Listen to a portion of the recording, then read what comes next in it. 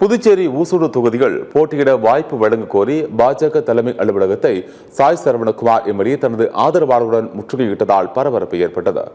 ஊசூடு தொகுதி வேட்பாளராக பாஜகவை சேர்ந்த நியமன சட்டமன்ற உறுப்பினர் தீர்ப்பாய்ந்தான் அறிவிக்கப்பட்டுள்ளார். இதற்கு எதிர்ப்பு தெரிவித்து சட்டமன்ற உறுப்பினர் சாய் சரவணகுமார் மற்றும் அவரது ஆதரவாளர்கள் பாஜக தலைமை அலுவலகத்தை முற்றுகையிட்டனர். தங்களது பதவிகளை ராஜினாமா செய்தனர். அங்கிருந்த நிர்வாகிகளுடன் அவர்கள் வாக்குவாதத்தில் ஈடுபட்டதால் பரபரப்பான சூழல் நிலவியது.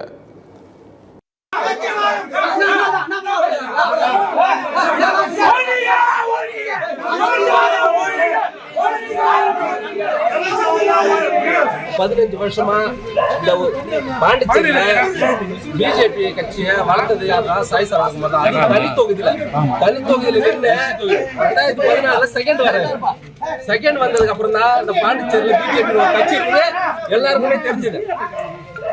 2021 தனி தொகுதியில முதல் முறையா ஒரு தனி தொகுதி எம்எல்ஏ ஜெயிக்கிறாரு. அப்படியாப்பட்ட வளர்த்த பிஜேபி கட்சிய இன்னைக்கு அவருக்கு ஒரு சீட்டு தரலடா. அப்புறம் இந்த கட்சி எப்படி இந்த பாண்டிச்சேரி